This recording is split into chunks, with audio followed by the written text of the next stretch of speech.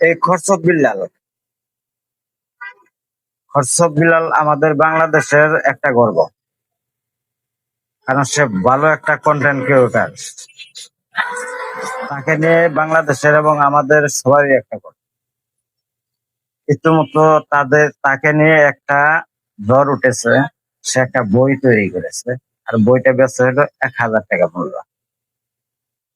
হ্যাঁ, আমি তার কোনো দোষ দিচ্ছি না, আর কাউকে কোনো ছোট করতে চাচ্ছি না। আমি শুধু এইটুকুই বলতে চাচ্ছি যে হোয়াটসঅ্যাপ বিল্লাল যে 1,000 টাকা বই বিক্রি করতেছে, ও 1,00,000 টাকাও বেচতে পারে। যদি আমার উপকার হয়, আমি যদি কিনা উপকার পাই, তাহলে আমার পড়লে আমার ভালো লাগলে আমি 1,000 টাকায় কিনতে পারি। এটা তো অন্য কারোর বাধা হয়ে দাঁড়ানোর মতো কোনো কিছু নাই। তবে হ্যাঁ, এখানে ঘটনা হচ্ছে, আপনারা যারা বড় বড় কন্টেন্ট ক্রিয়েটর আছেন, তাদের একটু বাড়ছে, একটু সমস্যা হচ্ছে।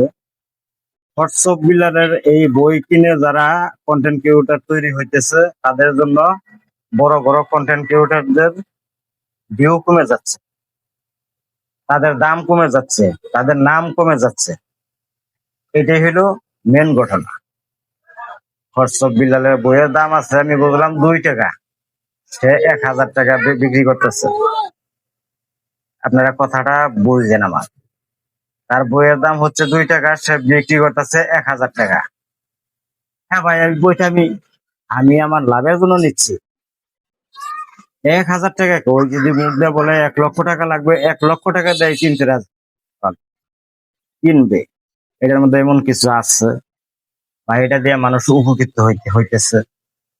হ্যাঁ ভাই, তগর জাগর বাদে তারা নিজেরা মধ্যে একটা বই তৈরি কর, যে একটা ভালো কন্টেন্ট ক্রিয়েটর তৈরি কর, তাহলে সে বোঝা যাবে যে হ্যাঁ,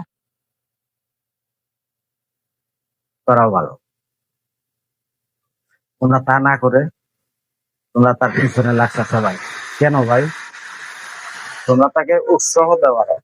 বাংলাদেশে ভালো ভালো কন্টেন্ট ক্রিয়েটর হওয়া মানে আমাদের গর্ব, আমাদের বাংলাদেশের গর্ব।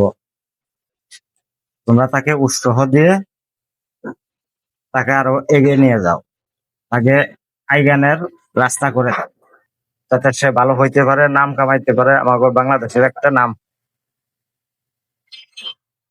তোমরা আরেকজনের পিছনে লাগবে না, তাহলে তোমাদেরই বদনাম কামাই হবে। তোমার মনে হচ্ছে না যে তোমাদের ভালো হচ্ছে? তোমাদের বদনাম কামাই হচ্ছে আরো।